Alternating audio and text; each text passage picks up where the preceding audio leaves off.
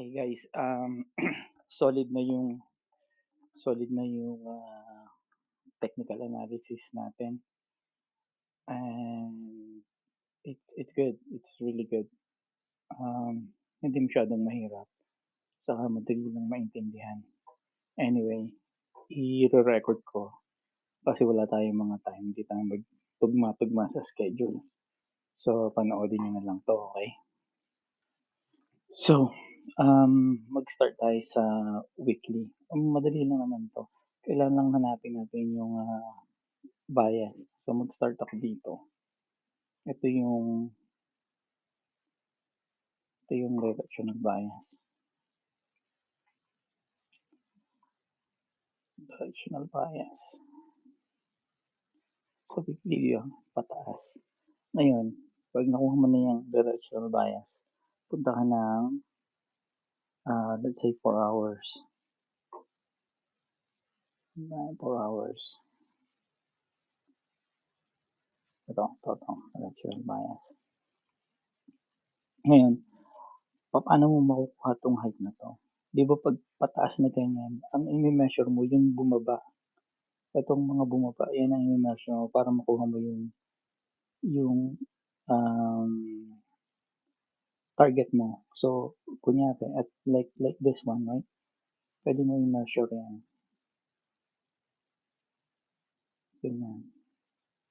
So, ito ang target mo, between 1.4 to 1.6, yan ang target mo, okey?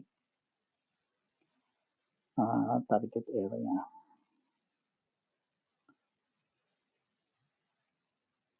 yan, TP area. Ngayon, eto fake structure yan. Papaano mo kukunin ngayon 'tong bottom na 'to, right? So, papaano mo kukunin yung bottom na yan? Magfo-focus tayo dito sa focus tayo dito. Kasi nandiyan pa lang tayo.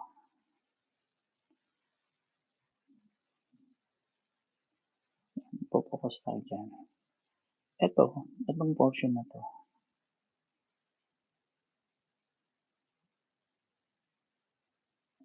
Baba yan. So, kung i-blow up mo yan,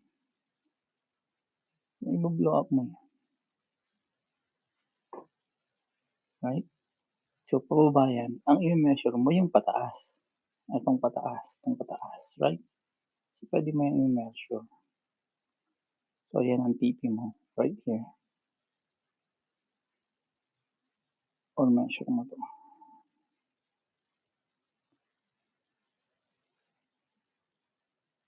So, yan ang mga TP mo. Diba? Kasi yan yung pataas.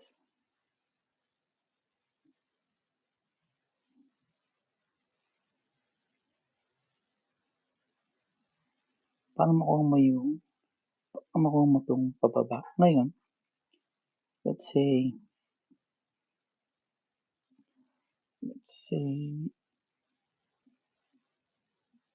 ito ang TP natin, right?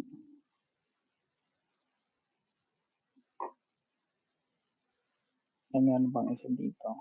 So, ito pa.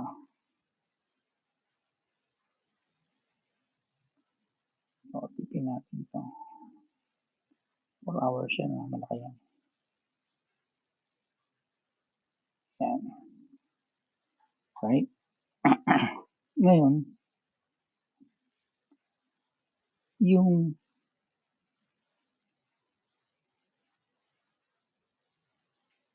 directional bias natin is pataas. Nakuha na natin to. May measuring mo lang tong buong to para makuha mo naman yung taas. So, ito yung safety mo. Bali, ito ang safety mo kasi yan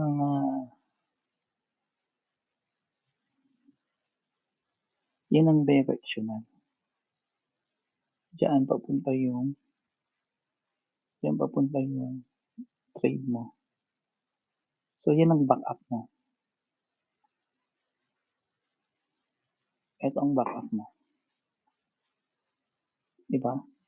So, ito, kung gusto mong i-measure to, baba. So, ang TP natin dito, ito, malamang umabot yan hanggang dito. Yan. Yan ang TP area. Nito.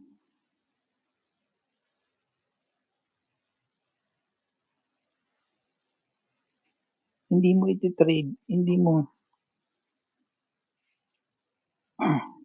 magti-trade ka hanggang umabot yan. Saka ka lang mag-short pag yung nag-umpisa na siyang mag-short. Hindi mo inaabangan dyan sa dulo para safe ka. Diba? Hindi mo i-blow up to. Hindi mo i-blow up yan. Kunin mo to.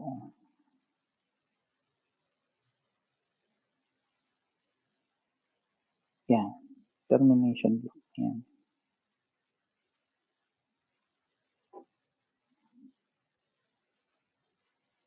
Termination block. Yan. Termination block niya. Sa taas. Anyway. May kita mo naman agad yan. Ayan, pababa. So, kung gusto mong i-measure ang target mo dito,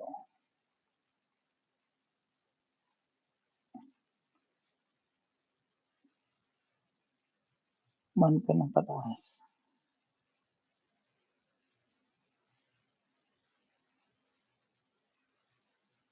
Ito, pataas. Kasi pababa yan. So, hanapin mo yung pataas. So, ito ang TP mo. Right here. TP mo.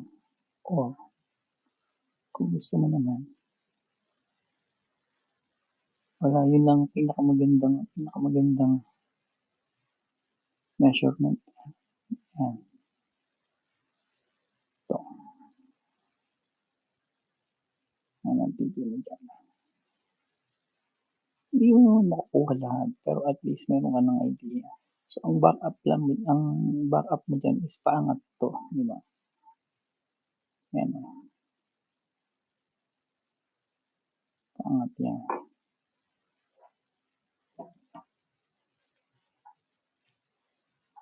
So, ganun.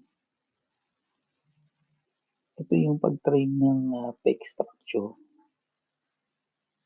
Ito naman ang pag-trade ng main structure. Okay? So, sana makatulong yan.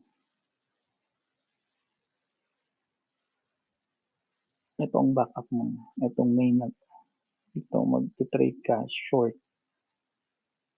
Pero ayan yung termination mo. Ayos, di ba?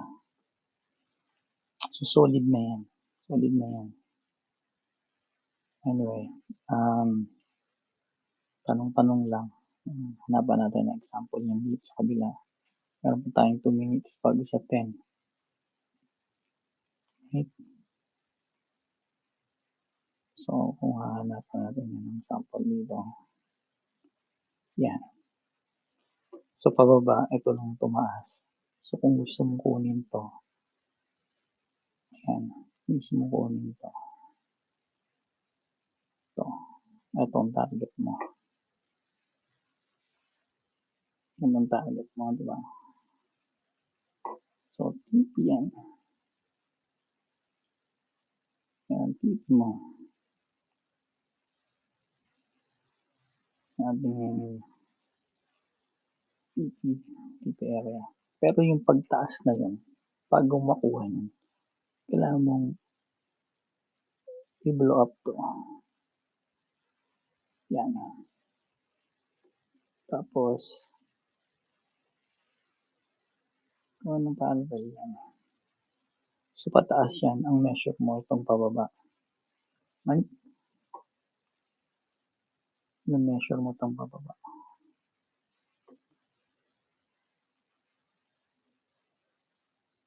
Ito. Ito dapat. Pero hindi siya umabot. Hindi naman 100%. Ano? Yeah. Yan dapat ang pipi mo. Hindi nga lang siya umabot. Pero, teka lang ha. Sandali lang. Hindi pa tayo tapos. TP area. Hindi umabot yan, di ba? Marami pa namang pwedeng masukat. Ayan pa, oh. Pwede ganun magsukat dito habang yan.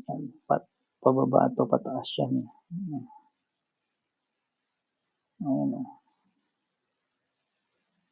Hindi umabot. Pero malapit na. At least, alam mo, tumaas. Ayan.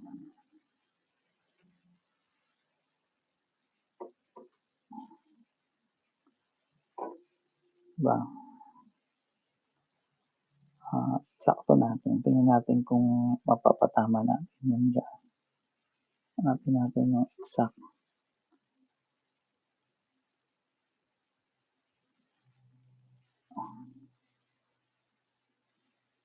Okay.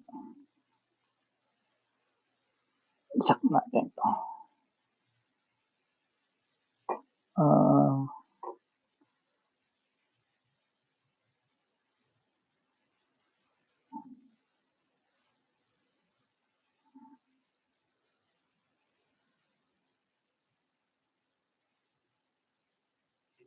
Dapat dito yan. Hindi talaga umabot eh.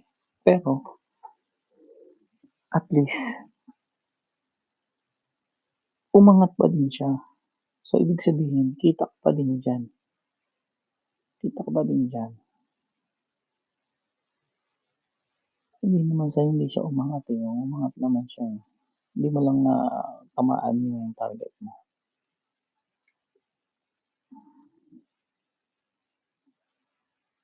Hindi lang natin pang tamaan yung target natin.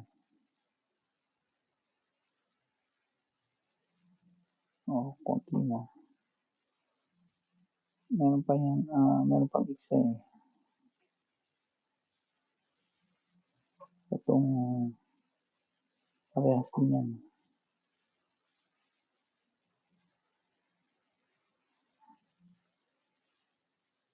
Parehas din yan. So, pag yung dalawang yan nagtama, mas malaki ang chances mo na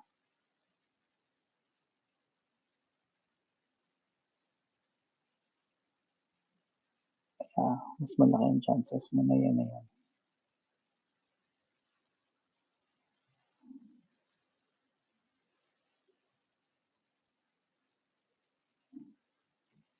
Kita pa din. Hindi ka pa nilulubit yan. Kasi ito may kasama na itong pan eh. May kasama na itong entry oh. Yung mga entry to. Entry yan oh. From here to here.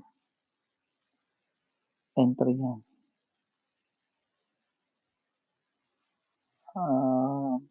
Go long. Buy long yan. Kasi ito yung stop loss. Ito stop loss to.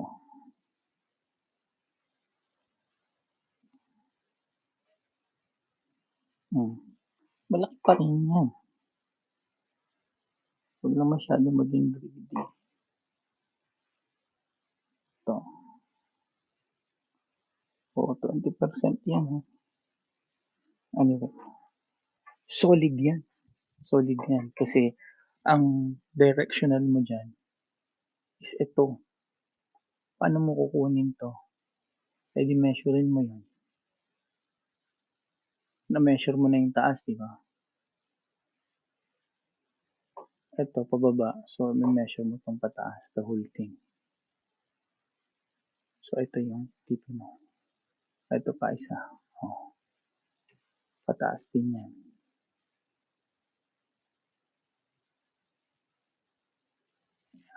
TP. TP mo to. Ito pa. Tingnan natin. Konting technical analysis. Pero, Ito pa, pataas to, di ba?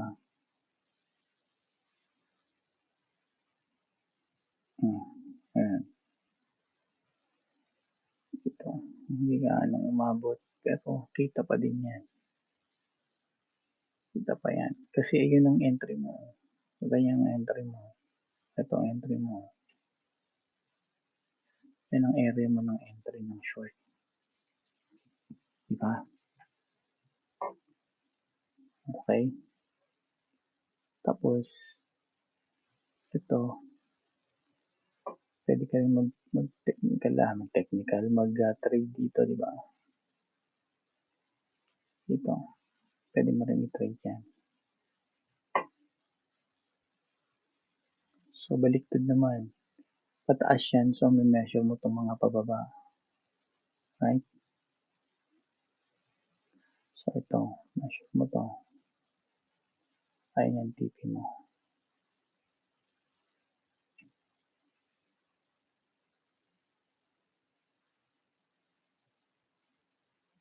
Ayan, TP area mo. Okay? Malapit na doon. Ayan yun. So, solid to. Kasi, ayan na yung, alam mong pababa siya. Binabanata mo lang tong mga, tapos pag nakuha mo yung taas, alam mo nang pababa siya. At least may idea ka na. So, solid yan, guys. Yan ang ating technical analysis. Okay? Ayos, yayaman na tayo. For sure. That's it for now.